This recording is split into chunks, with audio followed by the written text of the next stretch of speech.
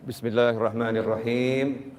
Alhamdulillahi rabbil alamin. Allahumma salli wa sallim ala sayyidina Muhammadin miftahi babi rahmatillah adada ma fi ilmillah. Salatan wa salaman daimaini bidawami mulkillah wa ala alihi wa sahbihi. Allahumma salli ala sayyidina Muhammadin salatan taftahu biha lana futuhal arifin wa tufaqihuna biha fid din wa ala alihi wa sahbihi. Assalamu alaikum warahmatullahi wabarakatuh.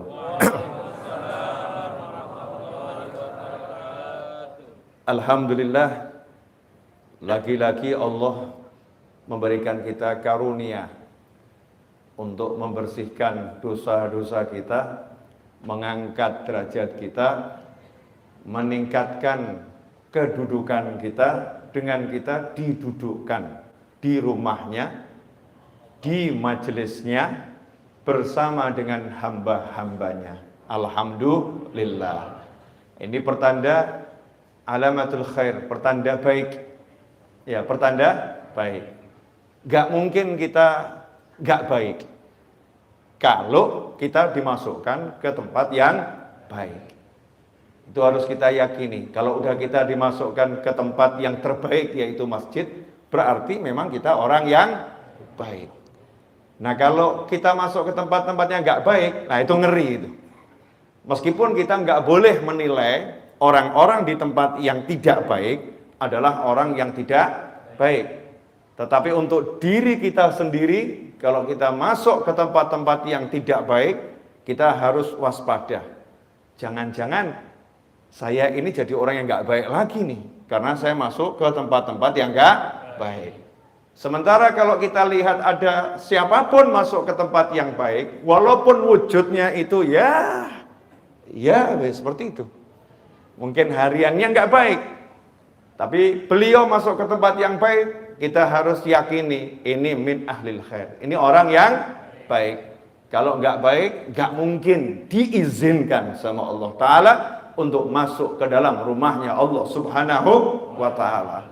Kalau bahasa saya begini, saya selektif siapa yang saya izinkan masuk ke rumah saya.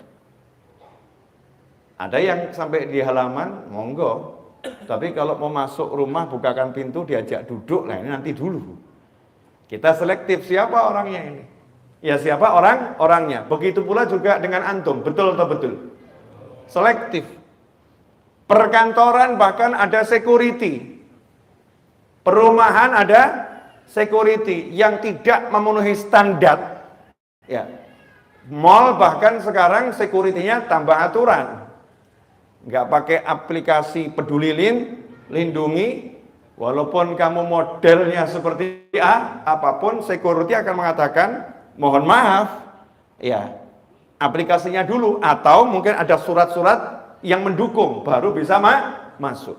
Begitu pula dengan rumahnya Allah Subhanahu wa Ta'ala, kita harus yakin, siapa yang udah dimasukkan Allah ke sini, berarti orang yang sudah layak, ya, orang yang punya kualitas, ya, orang yang punya kemuliaan. Terlepas kita nggak bisa melihat kemuliaannya, kita nggak bisa melihat kebaikannya, karena kebaikan antar individu yang satu dengan individu yang lain itu tidak sama. Ada pencuri, ada masuk masjid, baik nggak itu? Baik. Mencurinya yang nggak baik. Ada koruptor masuk masjid, baik nggak? Baik. Yang nggak baik apa? Mencurinya. Cuman namanya buat korupsi kan agak keren, korupsi ya. Ya, sama-sama maling kan beda level. Beda level, sehingga namanya juga berubah. Ya, seperti itu. Ada orang ahli melihat yang haram masuk masjid, baik enggak? Baik. Melihatnya yang haram yang enggak baik. Tapi kalau sampai kita yang punya banyak hal gak baik dimasukkan masjid, sadarlah berarti di diri kita ada minimal satu kebaikan yang menyebabkan Allah mengizinkan kita masuk ke dalam masjid. Itu harus di husnudzon, prasangka baik. baik. Gak akan rugi orang yang berprasangka baik. Alhamdulillah. Ikhwani rahimakumullah, sahabatku dan pemirsa dimanapun antum berada, insya Allah 20 menit. Ya, insya Allah 20 menit. Jangan lihat saya pandangan gak enak. Ya, 20 menit itu kalau barokah ya insya Allah manfaatnya luar biasa. Buat yang ahli kuota, ngucapnya Alhamdulillah nih. Alhamdulillah. Hanya 20 menit. Hemat kuota itu. Mungkin buat yang di sini kok terlampau cepat 20 menit. 20 menit insya Allah kita udah masuk waktu Isya. Ya insya Allah masuk waktu Isya. Jadi 20 menit ini insya Allah berkah. Saya mau bicara tentang serahkan urusanmu kepada Allah. Serahkan urusanmu kepada Allah. Ini yang pengen saya sampaikan dan sebarluaskan beberapa hari ini, terus saya ulang-ulangi meskipun judulnya berbeda, gayanya berbeda, tapi intinya sama. Ya, intinya sama. Kali ini judulnya serahkan urusanmu kepada Allah. Kenapa ini saya angkat? Ya, kenapa ini saya angkat untuk bulan ini atau mungkin bulan-bulan ke depan, tema ini akan saya hangatkan gitu. Serahkan urusanmu kepada Allah Subhanahu wa taala. Karena ketika saya buka kolom khusus untuk bertanya, ya, kolom khusus untuk bertanya lewat pesan WhatsApp di nomor tertentu, itu pertanyaan yang masuk rata-rata pertanyaan orang, mohon maaf gitu, mentok, pusing, banyak hutang bingung, suaminya nyebelin bingung, istrinya ngeruwetin bingung, anaknya nggak bisa diatur bingung, tetangganya reseh bingung. Ini bahasanya orang zaman sekarang gitu ya. Di kantor banyak masalah, bingung. Satu kata gitu, bingung cari solusi. Ya, bingung cari solusi. Ini yang terjadi di tengah-tengah masyarakat dan harus disolusikan. Kalau kita bilang, kamu hadir majelis, jawabannya saya ini ahli majelis, Bib. Kalau kita bilang, kamu baca istighfar yang banyak, oh udah kebanyakan, Bib. Masya Allah. Udah kebanyakan, Bib. Kalau kita bilang, kamu sholat hajat dan yang lain, udah saya jalankan, Bib. Kalau kita bilang, kamu banyak baca surat Yasin, jangankan Yasin, Bib, khatmul Quran, itu udah saya lakukan berkali-kali. Tapi masih pusing, Bib. Ada enggak yang seperti ini? Ada kan ya? Nah, ini kan pertanyaan yang harus dijawab. Dalam sebuah hadis, ini sekarang tanggal berapa ini? Jumadil akhir. Tanggal berapa? Besok sudah masuk 20, berarti sekarang tanggal 20. Ya, 20 Jumadil akhir. Kalau saya nggak salah nanti dicek lagi. Saya ini juga nggak hafal peristiwa-peristiwa. Nenek saya itu lahirnya tanggal 20 Jumadil akhir. Kenal nenek saya? Kalau nggak kenal keterlaluan. Asli kalau nggak kenal keterlaluan. Nenek saya namanya Fatimah Az-Zahra, putranya Nabi Muhammad SAW, putrinya Nabi Muhammad SAW. Itu nenek saya. Ini tanggal 20 kalau saya nggak salah ya. Nah, kadang cucu kan juga salah tanggal, wajar tuh ya. Oh, cucunya juga nggak jelas. Cucunya nggak jelas. Itu nenek saya kalau nggak salah lahir 20 Jumadil akhir. Malam ini bergeser ke maghrib kan sudah mulai tanggal 20 Jumadil akhir. Maka saya akan mengenang wasiatnya Nabi Muhammad SAW untuk nenek saya, untuk putrinya tercinta Fatimah Az-Zahra radhiyallahu anha. Rasulullah mengatakan, ucapkan wahai Fatimah, baca doa ini. Ya Hayyu ya Qayyum birahmatika astaghith, ya wa min azabika astajir, aslih li sya'ni kullahu wa la takilni ila nafsi tarfata ain. Walaupun riwayatnya beda-beda. Ada ya Hayyu ya Qayyum birahmatika astaghith, kemudian langsung aslih li sya'ni kullahu wa la takilni ila nafsi tarfata ain. Kalau diterjemahkan bebas, kalimat itu diperintahkan oleh Nabi Muhammad SAW kepada putrinya. Nah, ini menarik ya. Saya mau nanya sama bapak-bapak dan ibu-ibu, mohon maaf. Kapan terakhir kali kita panggil anak kita, putra atau putri kita, Kemudian kita ngomong begini, nak, jangan lupa ya, kalau habis sholat subuh sama habis sholat maghrib atau pagi sama sore, jangan lupa baca doa ini. Ini doa favoritnya ibu, ini doa favoritnya ayah. Baca doa ini, insya Allah kamu selamat dunia akhirat. Ayo dibaca, diapalin. Kapan terakhir kali bu? Kok wajah diem semua, kenapa ini? Belum pernah? Belum pernah? Ya udah, jangan nanti malam deh. Besok ya, cari dulu doanya. Nah, bapak ibu apalin dulu, baru anaknya suruh ngapalin. Jangan nanti gila, jangan lupa ya baca doa ini. Doanya apa? Sebentar, lihat Google dulu. Sebentar, jangan gitu. Kita hafalkan dulu doa-doa yang bisa kita wasiatkan untuk putra-putri kita. Karena hadiah terbaik seorang mukmin kepada mukmin yang lain adalah ilmu, adalah doa. Maka hadiah terbaik kepada anak adalah bekali ilmu akhirat. Kasih dia amalan, kasih dia zikir, kasih dia doa. Itu akan jadi bekal yang abadi selama-lamanya. Dan itu dilakukan oleh Nabi Muhammad SAW meskipun beliau pembuka. Surga nggak akan bisa dimasukin siapapun kalau belum dimasukin oleh Nabi Muhammad SAW. Meskipun yang punya kuncinya adalah Nabi Muhammad SAW, tapi Rasul rajin ngomong pada keluarganya, baca ini, baca ini, baca ini, amalkan ini, amalkan ini, amalkan ini. Sementara kita nggak punya pembuka kuncinya surga kecuali nunut Nabi Muhammad SAW. Kita yang ada sama anak, jangan lupa sarapan, jangan lupa makan siang, jangan lupa mandi, jangan lupa gosok gigi, jangan lupa bersihkan tempat tidur, jangan lupa olahraga, jangan lupa, tapi kurang muncul, jangan lupa baca doa ini, jangan lupa baca doa ini, jangan lupa baca doa ini, itu hampir tidak muncul dari lisan kita. Bukan nggak pernah, yang mungkin pernah, tapi ya presentasinya sangat minim. Betul atau betul? Ya nggak betul juga nggak apa-apa, tapi saya yakin betul. Ini karena berdasarkan pengalaman di lapangan ya. Saya kan orang lapangan, kumpul dengan masyarakat. Ya Hayyu ya Qayyum, duhai yang maha hidup dan maha kuasa mengurus segala sesuatu sendiri.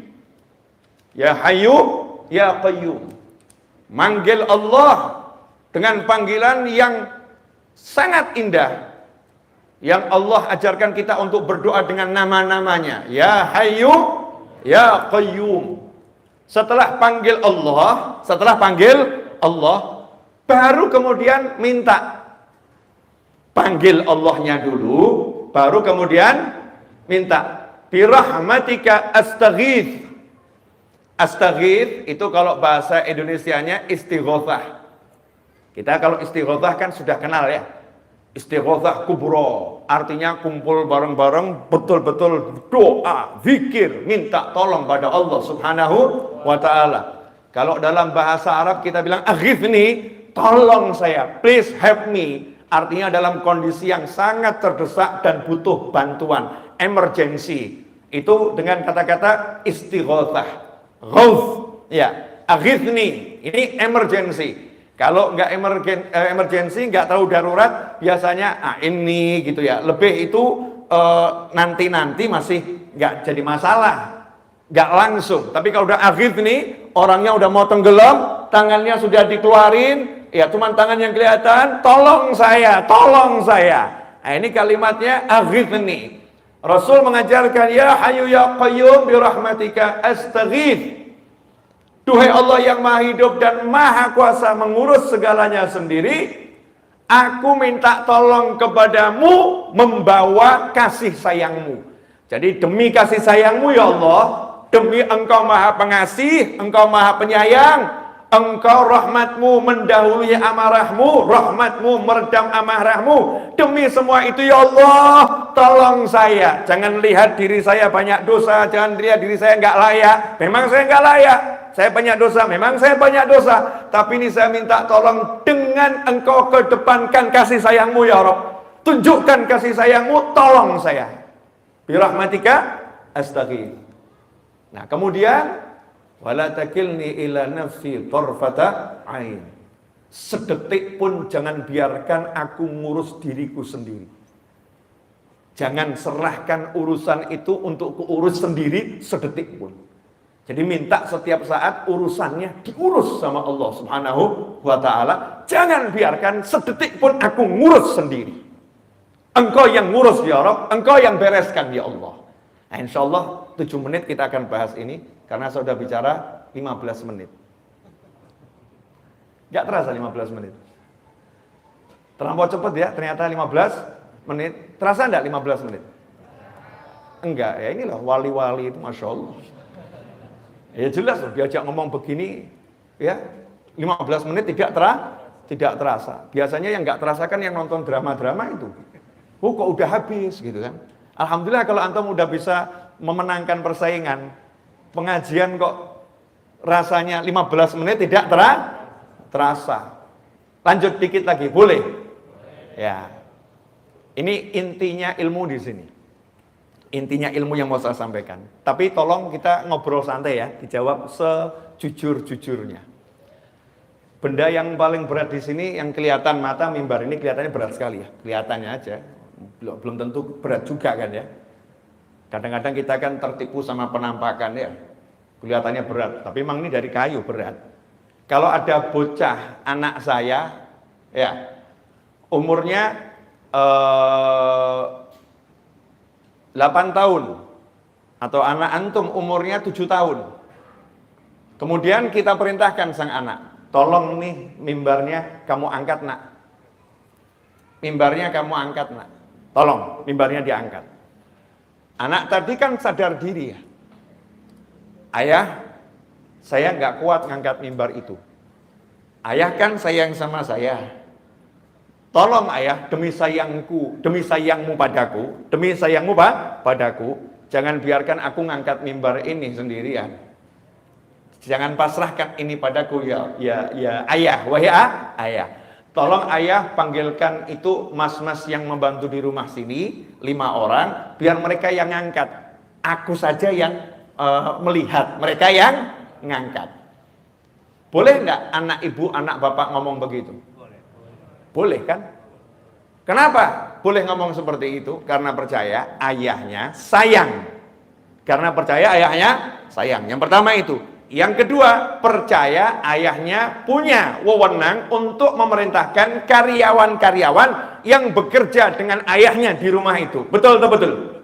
Sehingga ketika anak percaya ayahnya punya kuasa terhadap karyawan untuk memerintahkan karyawan, anak yang pandai cukup minta tolong pada ayahnya, please ayah, pakai karyawanmu untuk membantu aku melaksanakan perintahmu, membereskan apa yang engkau bebankan kepadaku. Betul atau betul? Maka ayah tadi begitu disinggung, ayah kan sayang sama aku. Jawabannya, of course, tentu. Yang paling sayang sama kamu ya aku, bapakmu, bukan bapaknya orang lain. Maka ayahnya ngomong, nih kan kutunjukkan sayangku padamu. Fulan. Panggil bukan cuma 5 orang, 10 orang. Angkat ini. Pindahkan ke sana. Dengan bangga, sang ayah menunjukkan pada anak. Betul atau betul? Oke, hidup itu sesimpel itu. Hidup itu sesimpel itu. Cuman nih ada yang namanya divisi anti doa yang dibuat oleh setan. Jadi setan tuh punya divisi khusus namanya divisi anti doa. Ini setan tuh kan ada ya, divisi rumah tangga ada sendiri. Ya, divisi mabuk ada sendiri. Divisi zina ada sendiri. Tapi setan punya divisi anti doa. Yang memasukkan ke kepala umat Nabi Muhammad SAW agar tidak berdoa, atau kalau berdoa jangan sampai mempercayai doa. Oke, saya mau nanya nih sekarang. Ini kok wajahnya tegang semua kenapa? Senyum dikit kali gitu ya. Saya mau nanya, tolong dijawab jujur. Yang punya hutang angkat tangan. Ya, ayo ngangkat tangan, jangan malu lah. Punya hutang siapa tahu nanti kalau angkat tangan temannya lihat, oh ternyata dia punya hutang, dibayarin kan lumayan. Ya, ngapain malu ya? Punya hutang, iya masing-masing kan punya hutang. Itu kalau yang tinggal di perumahan, itu kan bayarnya PDAM belakangan toh ya. pakai duluan, bayar belakangan. Betul tuh, betul tuh. Iya seperti itu. Di negara PDAM kita pakai dulu, bayarnya belakangan. Listrik yang nggak pakai token, listrik yang nggak pakai token, pakai dulu, bayarnya belakangan. Berarti hutang atau nggak hutang itu? Hutang.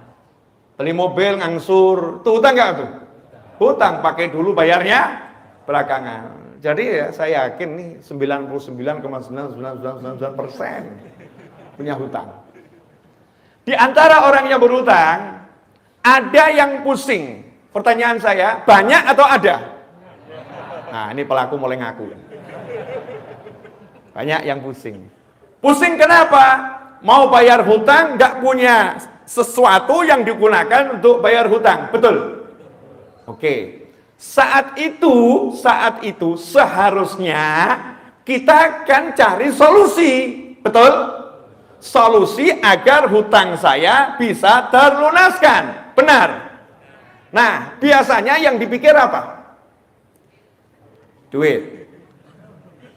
Nah, kalau duit mulai lihat kalungnya istri masih ada enggak ya? Ini kalung nyonya bisa dijual.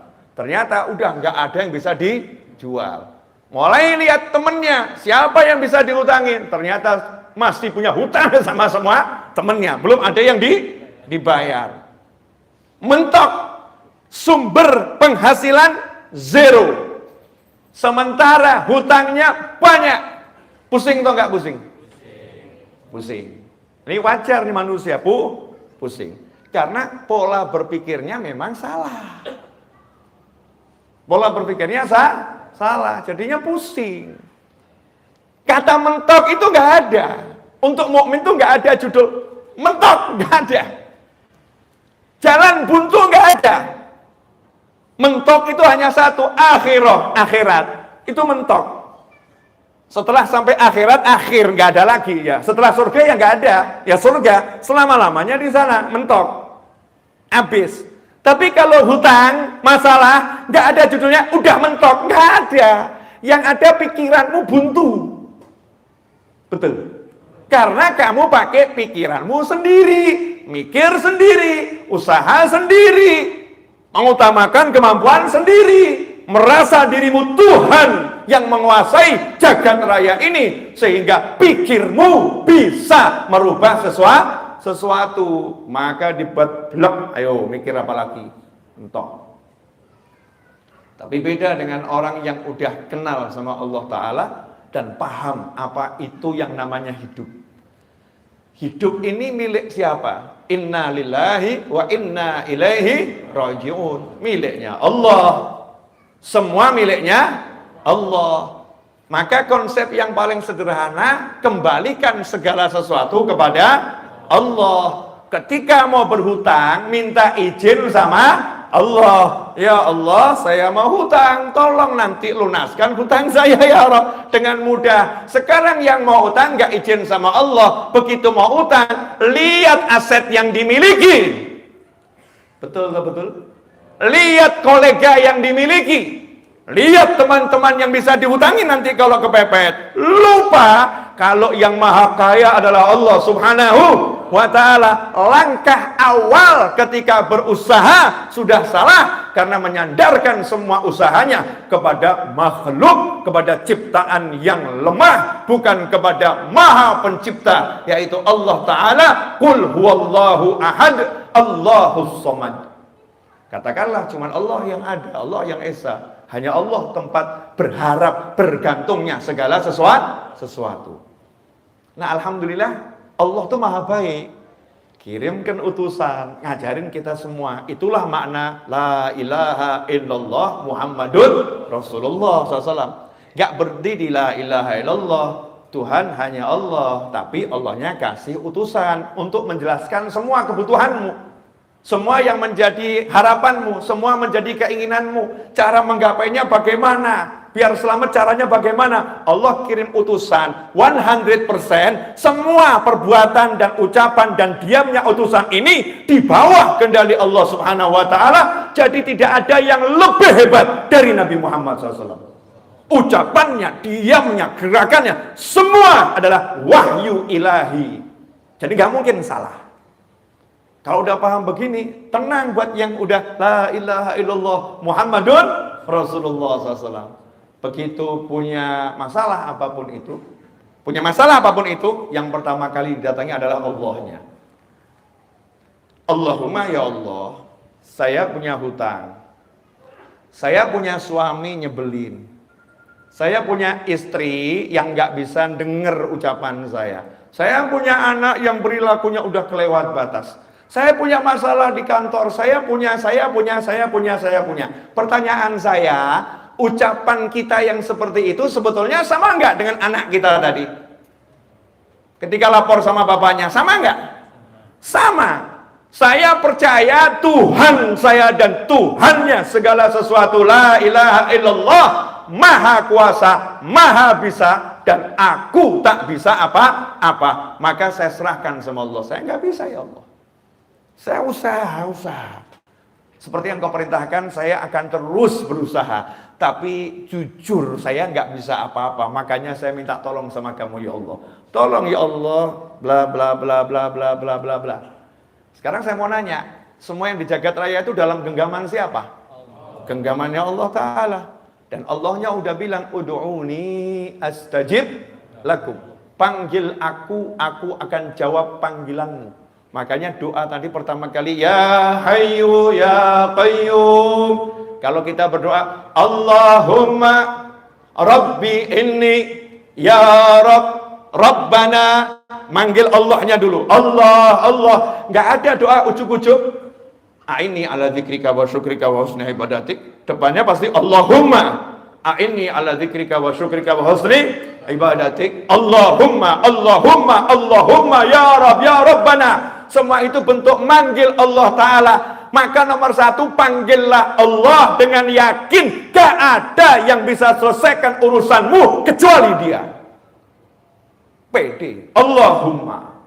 Begitu kita bilang Allahumma, langsung jawabannya, Labbaik abdi. Kenapa? What happened? Apa yang terjadi? Apa yang kamu butuhkan? Apa yang kamu inginkan? Kamu butuh apa? Kita jawab bla bla bla bla bla bla bla. Allah bilang astajib lakum. Jangan khawatir. Semua permintaanmu, permohonanmu aku jawab. Aku jawab.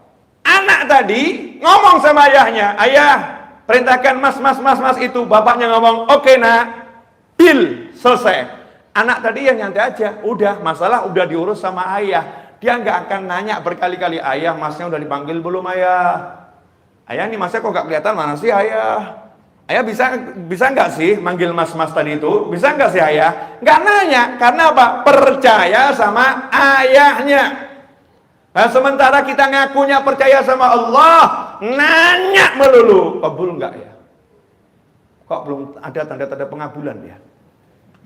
Terwujud nggak ya?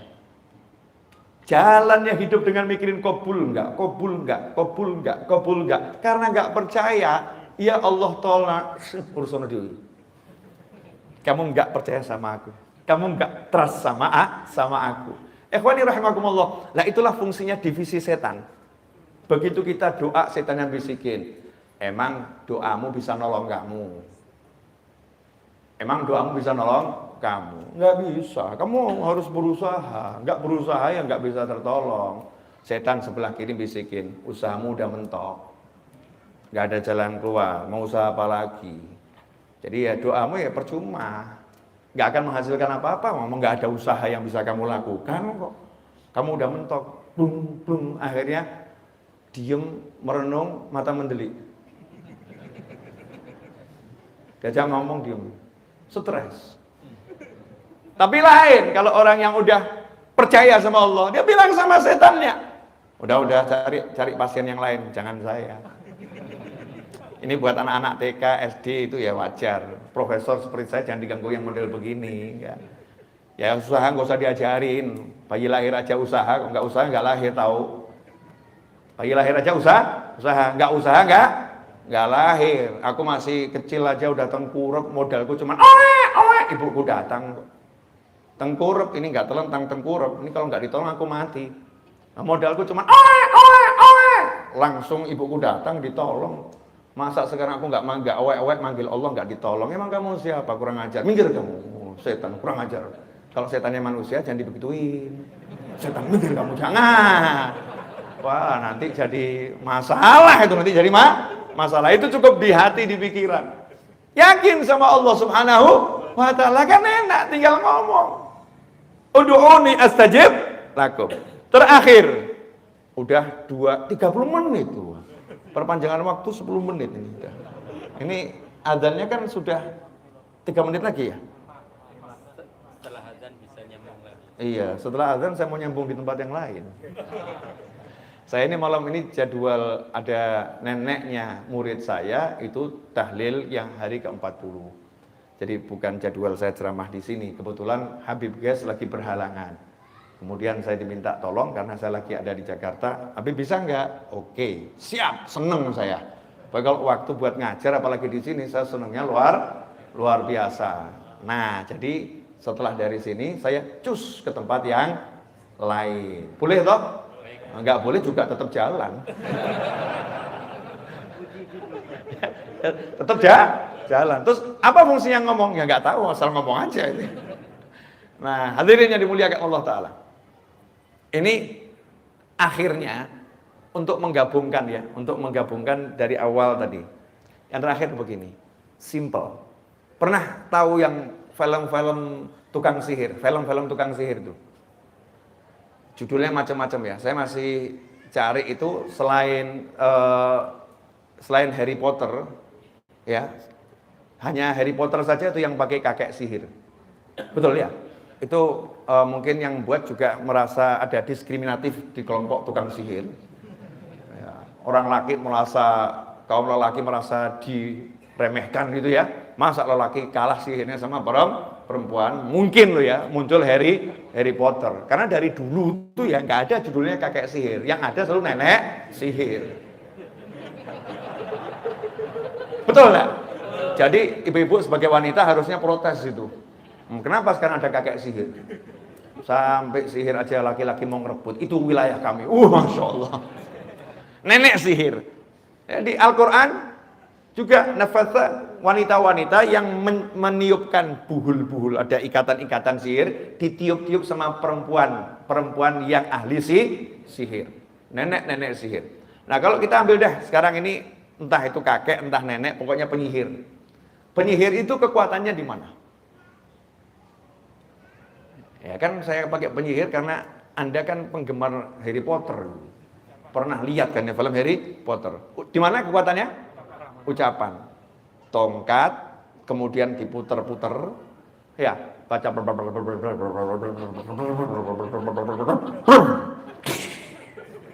Betul? Nah, pertanyaan saya, sekedar ucapan kemudian bisa jadi? Enggak. Ternyata ucapan harus dengan konsentrasi, percaya kalau ucapan itu akan membuahkan hasil. Betul? Kodok, bus jadi kodok. Kaget.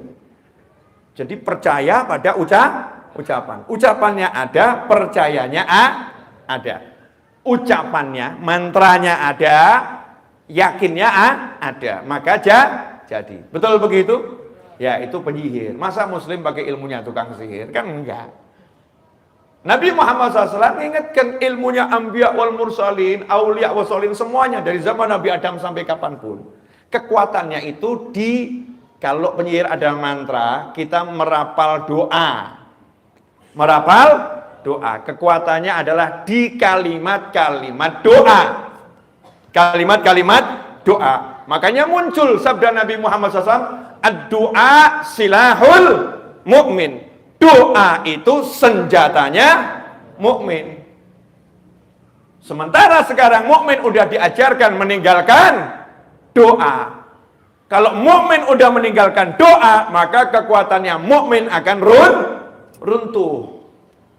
Maka seharusnya yang kita munculkan sekarang percaya pada kekuatan doa. Karena Rasul bersabda, ud'ullah, kama qala sallallahu, berdoalah kepada Allah wa antum, sementara kalian mustaiqinun, percaya 100%, totalitas percaya pasti terwujud bil ijabah.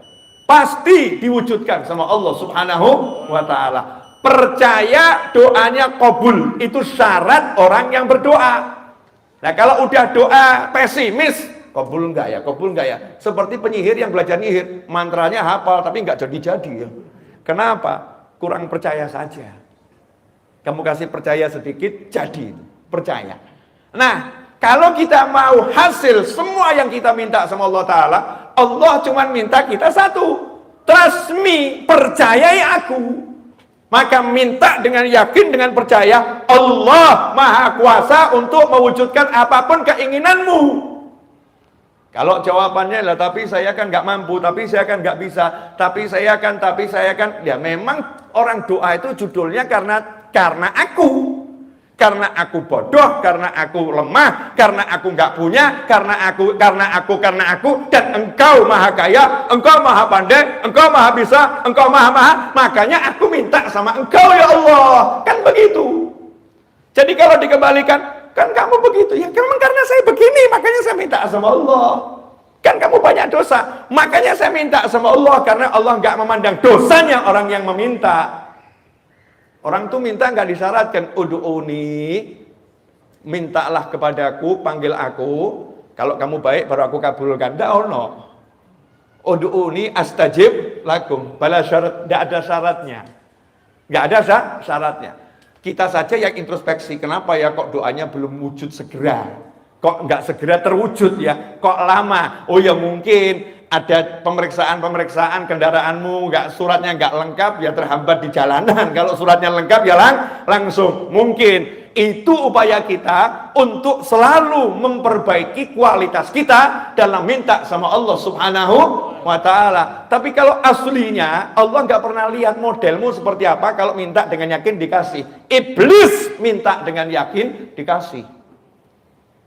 Ya, kan iblis minta, ya Allah, tolong tunda penyiksaanku sampai hari kebangkitan, gitu kan ya?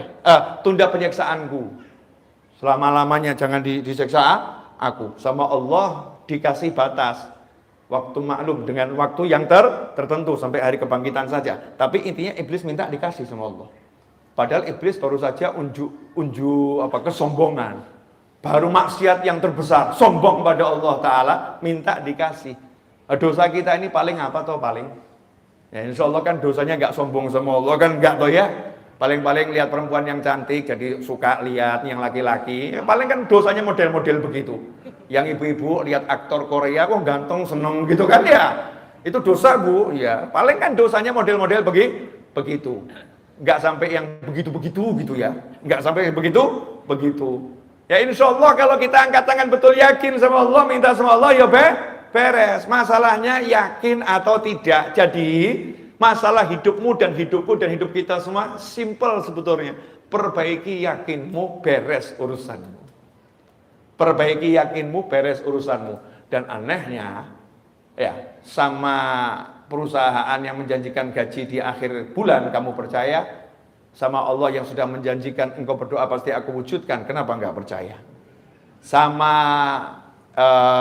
itu loh, kalau pesan online tuh ya, pesan online entah itu food apa gitu ya, kalau sudah pesan kemudian diklik, kemudian sudah siap dihantarkan, ya sudah siap dihantarkan, driver sedang mengantarkan pesananmu, ya engkau kan ya nyantai nunggu di rumah toh. Nggak ngecek terus setiap 1 menit dicek kan tidak ya. Nanti kalau udah datang kan ya datang. Kalau pesan kepada aplikasi online pesan barang pengirimannya next day, ya kita ya juga yakin kalau udah dikirim ya besok sampai. Nggak tiap detik ngecek sampai atau tidak. Kenapa kita pesan sama Allah Ta'ala kok nggak percaya pasti sampai? Seharusnya kita percaya, lanjutkan kehidupan. Jazakumullah khairan. Walafu minkum. 40 menit kurang 20 sekian detik saya udah berbicara. Mudah-mudahan yang singkat ini meskipun mengecewakan, membahagiakan.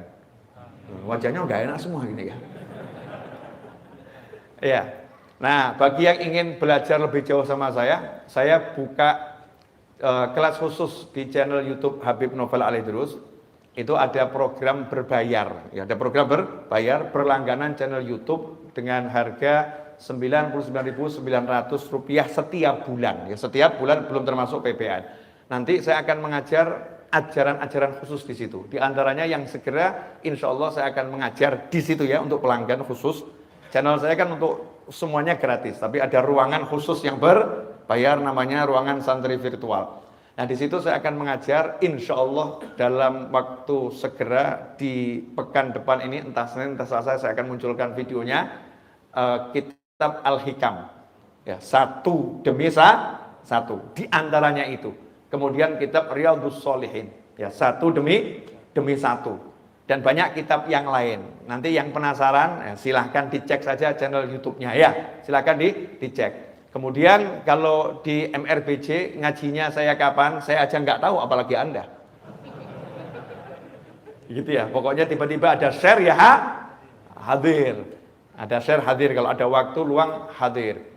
Saya kalau lagi ngajar dimanapun, insya Allah saya live streamingkan. Jadi bisa lihat dari channel YouTube saya. Kita bisa terus belajar dimanapun kita berada. Pesan saya sebelum mengakhiri kajian di malam hari ini, jangan kita sibuk mengomentari orang lain, sibuklah mengomentari diri sendiri. Jangan pernah mengomentari hal-hal yang nggak perlu dikomentari. Tapi nggak mengomentari sholat anak kita yang belum beres, sholat pasangan hidup kita yang belum beres, sholat pembantu rumah tangga ART kita yang belum beres. Sibuklah memikirkan rumahmu agar selamat bangsamu. Jangan sibuk memikirkan rumah orang lain dan rumahmu tak pernah kamu perbaiki. Roboh bangunan yang ada di negeri ini. Paham maksud saya ya? Jadi fokus perbaiki diri sendiri dan kembalilah cari ilmu. Insya Allah akan jadi barokah dan manfaat. Wal afu minkum. Wassallallahu ala sayyidina Muhammadin wa alihi wasallam. Walhamdulillahi rabbil alamin. Wassalamualaikum warahmatullahi wabarakatuh.